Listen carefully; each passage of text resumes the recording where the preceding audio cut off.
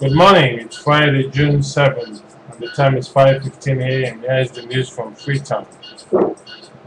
Rural farmers in Sierra Leone are currently benefiting from a range of activities geared towards building the capacity of farmers for effective management of agriculture business centers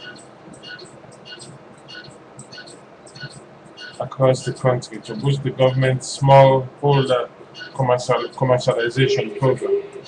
World Vision Sierra Leone US-based Christian organization is working with the government of Sierra Leone through the Ministry of Agriculture and Food Security, with funds from the European Union received by the Food and Agricultural Organization of the United Nations. According to the project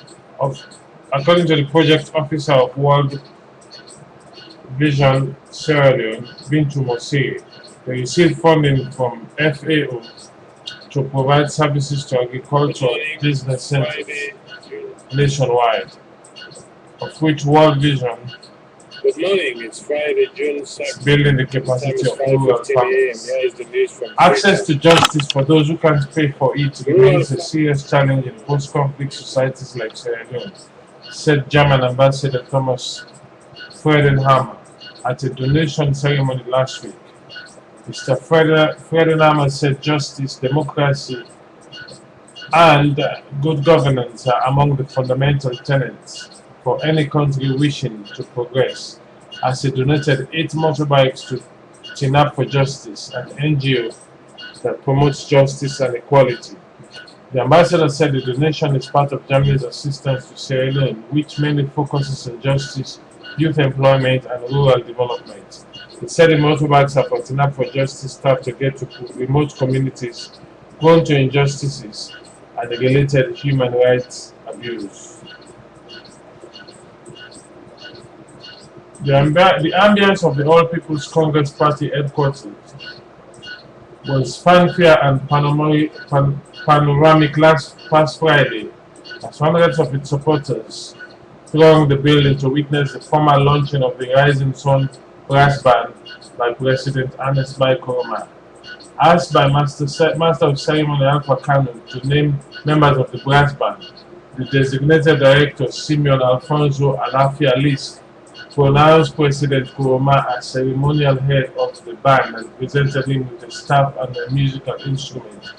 The president earlier made an informal speech to the galaxy of jubilant supporters about his achievements since he came to governance.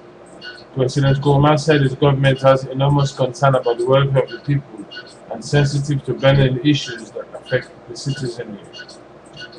The president of the All Political Parties Women's Association, Mrs. Aissata Jabi Kaba, has submitted that for quite too long men have been dominating the political scene with little or nothing to show for it, and advocated for women's emancipation and participation in governance so that they can actively take part in politics.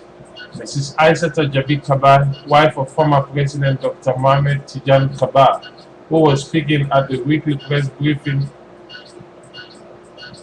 at the Ministry of Information and Communications, noted that women suffer at the brunt of the war and must be allowed to actively take part in national politics. She said they are highly in need of the 30% quota, as they want to see women as Defense Minister, Inspector General of Police, and even replace Ivy Cargo as Information Minister. 7 top officials of the National Revenue Authority have reportedly been given their marching orders on Friday. The 7 who are attached to the Customs and Excise Unit were being investigated allegedly for various incidents of impropriety bordering on mismanagement and misappropriation of public funds. The 7 include the Commissioner of the Customs and Excise Department, Mohamed S. Kamba, his Deputy Abubakar Fino, Mike Conte, A.S. Kamara, A.B.S. Jones, and Ibrahim Kaba. The decision was handed down by the Board of Directors on Friday, June 3rd, to terminate the services of all 7 officers. This, according to an NIA official speaking on the condition of anonymity, means that the 7 will be paid all their benefits and 3 months' salary in lieu of notice. You are listening to news from Freetown, brought to you by Radio Africa.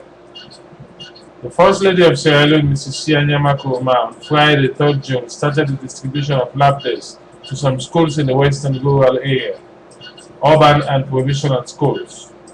The lab desks, which will help enhance the level of education of children in the country, were donated by the Australian government. The desk, if properly cared for, will last for 7 years, as children can place the desk on their lap in school or at home to do their schoolwork.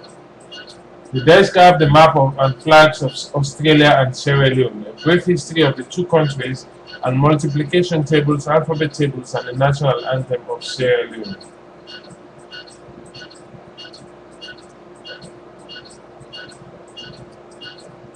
The Assistant Chief of Defense Staff, Brigadier Kestora Kabia, on Friday testified before the Human Rights Public Commission of Sierra Leone's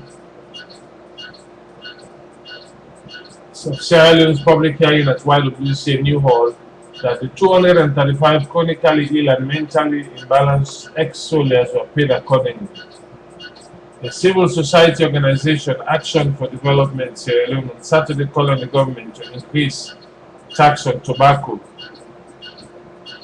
and also put a no tobacco advertisement, promotion, and sponsorship to reduce tobacco consumption. According to the World Health Organization, tobacco use is a major risk factor for non-communicable diseases, which are increasingly an obstacle to development.